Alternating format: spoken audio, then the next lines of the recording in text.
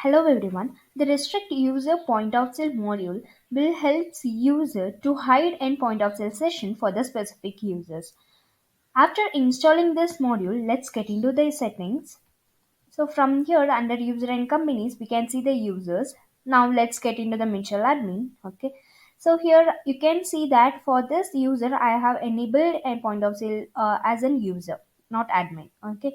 So once you have enabled an user, you can see an option like this. So admin have an access to give an access rights for each and every users. Like this person will have only access to get into the shop one alone. Okay. Now let's get into an Mark demo user. Now you can see I'm in the login of Mark demo. Now let's get into the point of sale where you can see only shop one, not other sessions that we have created. Okay. So this user have only an access to get into the shop one alone. In this way, we can make use of this module to restrict user on the point of sale.